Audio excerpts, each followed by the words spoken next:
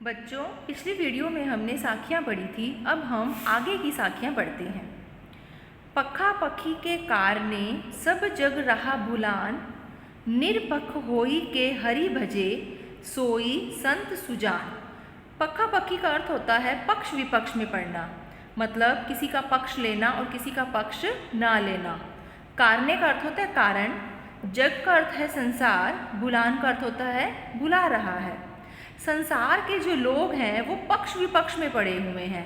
कोई किसी का पक्ष लेता है, कोई विपक्ष लेता है, मतलब लड़ाई झगड़े में पड़ना, लोगों के व्यर्थ के कामों में ही लगा हुआ, इन सभी कांडों में लगा हुआ है। और इन सभी कामों में लगे होने के कारण सब जग रहा भुलान। जग का अर्थ है संसार के लोग जो हैं वो भगवान का नाम लेना तो भूल ही गए हैं। वो ईश्वर को तो भुलाता ही जा रहा है। क्यों? क्योंकि वह संसार के कामों में लगे हुए हैं। उनके पास ईश्वर का नाम लेने के लिए तो समय ही नहीं है। निरपख होई के हरि भजे।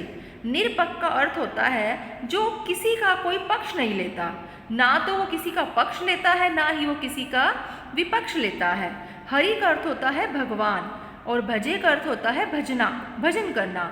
जो बिना किसी का पक्ष लिए किसी का पक्ष नहीं लेता, सिर्फ अपने काम में ही मस्त रहता है और भगवान का भजन करता है, हरि का भजन करता है, सोई संत सुजान। सोई का अर्थ होता है वही, संत का अर्थ होता है सच्चा ज्ञानी, सुजान का अर्थ होता है ज्ञानी, संत का अर्थ होता है संत सच्चा। वही सच्चा ज्ञानी पुरुष होता है, वही सही अर्थों में सच्चा महात्मा होता है जो भगवान का नाम लेता है और किसी के काम मतलब किसी के पक्ष विपक्ष में नहीं पड़ता, ना ही किसी की निंदा करता है, ना ही किसी की बुराई करता है। उसके मन में अहंकार, लोभ, लालच कुछ भी नहीं होता, सिर्फ ईश्वर का ही वो भजन करता है। अब हम करेंगे अगली साखी। हिंदू मुआ राम कही, मुसलमान खुदाई, कहे कबीर सो जीवता, जो दुहू के निकटी न जाए। हिंदू का अर्थ होता है हिंदू धर्म को मानने वाले। अब हिंदू धर्म के लोग जो हैं वो राम का नाम जपते हैं और मुसलमान के लोग जो हैं वो क्या कहते हैं, अपने भगवान को खुदा कहते हैं। हिंदू धर्म के लोग राम कहते हैं, अपने भगवान को राम के नाम से पुकारते हैं, और मुसलमान के जो लोग हैं वो खुदा कहते हैं अपने भगवान को। लेकिन कबीर दास जी कहते हैं कि हिंदू और मुसलमान में कोई फ़र्क नहीं है, खुदा और राम में कोई फ़र्क नहीं है। ये दोनों, ये जितने भी धर्म हैं वो एक ही धर्म है, बस सभी लोगों ने उन्हें अलग अलग कर दिया है।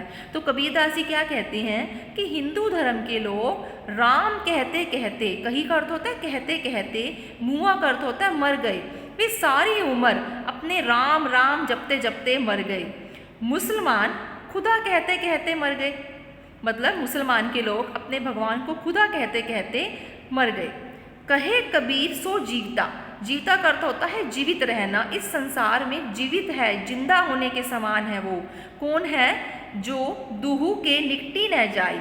दुहू का अर्थ होता है जो हिंदू और मुसलमान इन दोनों धर्मों में नहीं फंसता, जो इन दोनों धर्मों को एक ही मानता है, जो दुहू के निकटी न जाए। निकटी का अर्थ होता है जो इन दोनों के पास नहीं जाता, इन अलग अलग धर्मों के चक्कर में नहीं फंसता, जिसको सिर्फ यही लगता है कि भगवान एक है, वही इंसान इस संसार में जीवित है, जिंदा है, वही जिंदा होने के समान है। अब हम फिर से करेंगे। हिंदू मुआ राम कही, मुसलमान खुदाई, कहे कबीर सो जीवता, जो दोहू के निकट न जाए। कबीर दास जी कहते हैं कि हिंदू धर्म के लोग अपने भगवान राम को याद करते करते इस दुनिया से चले गए और मुसलमान खुदा कहते कहते चले गए। और कबीर दास जी कहते हैं कहे कबीर सो जीवता, कहते हैं कि इस संसार में वही लोग जीवित हैं, वही जीवित हैं, वही जिंदा हैं, बाकी तो सब मरे हुए के समान हैं। जो धर्म में भेदभाव करते हैं, जो अपने धर्म को लेकर हिंदू और मुसलमान में अंतर समझते हैं, वो मरे हुए के समान हैं, और जीवित तो वही है जो जिंदा है। वो कौन है? जो किसी भी धर्म को लेकर भेदभाव नहीं करता। काबा फिरी काशी भया, राम ही भया रहीम, मोट चून मैदा भया, बैठी कबीरा जी। कबीर दास जी कहते हैं कि काबा, काबा का अर्थ होता है कि मुसलमानों का जो पवित्र स्थान होता है उसे काबा कहते हैं, और काशी होता है हिंदुओं का जो पवित्र स्थान है। काशी जो वाराणसी में स्थित है उसे बोलते हैं काशी। तो कबीर दास जी कहते हैं कि मैं मुसलमानों का जो पवित्र स्थान है, मैं काबा पर भी गया। फिरी का अर्थ होता है जाना, फिरा मतलब गया। वहाँ पर जाकर मैंने मुसलमानों का जो पवित्र स्थान है वो भी देखा। और काशी भया, काशी का अर्थ है काशी। और मैं जो हिंदुओं का जो पवित्र स्थान है काशी, मैं वहाँ पर भी गया, मैंने वहाँ पर भी जाकर देखा। लेकिन राम ही भया रहीम, राम ही का अर्थ है राम और रहीम का अर्थ है मुसलमानों के जो भगवान होते हैं उनको।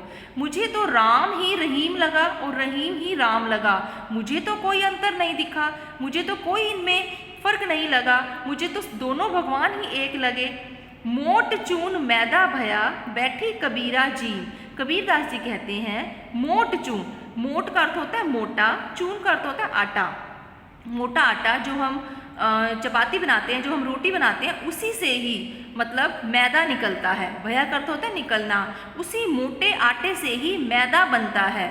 तो कबीरदास कहते हैं कि जिस प्रकार मोटे आटे में से ही मैदा निकलता है, उसी प्रकार भगवान भी एक हैं, उनके रूप अलग अलग हैं, नाम एक है उनका, उनके रूप अलग अलग हैं। तो इसीलिए बैठी कबीरा जीम, जीम का अर्थ होता है चुपचाप। हे मनुष्य, तू आराम से बैठकर भगवान का नाम जप। तू धर्म को लेकर, राम और रहीम को लेकर कोई भेदभाव मत कर, कोई फर्क मत समझ, क्योंकि जिस प्रकार मोटे आटे से ही मैदा निकलता है, उसी प्रकार एक भगवान से ही कई भगवान निकले हुए हैं। कहने का अर्थ है कि भगवान एक ही है, उनके रूप अलग अलग हैं। इसीलिए तू आराम से बैठकर भगवान का नाम जप और अपने धर्म को लेकर या किसी भी धर्म को लेकर भेदभाव मत कर। अब हम अगली साखी करेंगे। ऊंचे कुल का जन्मिया जे करनी ऊंच न होई, सुब्रन कलश सुरा भरा साधु निंदा सोई। कबीरदास जी कहते हैं ऊंचे कुल का मतलब होता है ऊंचे वंश में, जन्मिया का मतलब जन्म लेना। ऊंचे कुल में जन्म लेने का कोई फायदा नहीं है, कोई भी उसका लाभ नहीं है। जे करनी ऊंच न होई, करनी का अर्थ होता है काम, कर्म। अगर उसके कर्म, ऊंच का मतलब ऊंचे नहीं है, अच्छे नहीं हैं, अगर ऊंचे कुल में हम जन्म तो ले लेते हैं, लेकिन अगर हम काम अच्छे नहीं करते तो हम अपने कुल का नाम डुबो रहे हैं। हमें तो अपने कुल का नाम ऊंचा करना चाहिए ना। गंदे काम करके, बुरे कर्म करके हम क्या कर रहे हैं, अपने कुल का नाम डुबो रहे हैं। तो ऐसे ऊंचे कुल में जन्म लेने से कोई फायदा नहीं होता अगर हमारे कर्म ऊंचे नहीं हैं, अगर हमारे कर्म अच्छे नहीं हैं। सुब्रन कलश सुरा भरा साधु निंदा सोई। सुब्रन का अर्थ होता है सोना, कलश का अर्थ होता है कलश या मटका, सुरा का अर्थ होता है शराब, भरा का अर्थ होता है भरना। अगर सोने के कलश में, सोने के मटके में शराब भर दी जाए तो उस सोने के कलश का कोई महत्व नहीं होता, क्योंकि उसके अंदर शराब भरी हुई है। तो साधु निंदा सोई, साधु का अर्थ होता है सज्जन लोग, अच्छे लोग। तो ऐसे लोगों की निंदा करते हैं, ऐसे सोने से मतलब जो सोने का कलश है उसके अंदर शराब भर दी गई है, ऐसे सज्जन लोग जो हैं उसकी भी निंदा करते हैं, उसकी बुराई करते हैं। कहने का भाव यह है कि ऊंचे कुल में जन्म लेने से कोई फ़ायदा नहीं होता अगर हमारे काम अच्छे नहीं हैं। जिस प्रकार सोने के कलश में अगर शराब भर दी जाए तो उस सोने के कलश का कोई महत्व नहीं रह जाता, क्योंकि उसके जो कर्म है, जो उसमें भरी हुई शराब है, वो खराब है, वो बुरी है। तो सज्जन लोग ऐसे लोगों की भी निंदा करते हैं जो बुरे कर्म करते हैं। तो बच्चों, आपको कबीरदास की साखियाँ जो है अच्छे से समझ में आ गई होगी। अब मैं आपको इन साखियों से संबंधित कुछ प्रश्न दे रही हूँ। आपने इन प्रश्नों को अच्छे से समझकर अभ्यास पुस्तिका पर लिखने का अभ्यास करना है। धन्यवाद।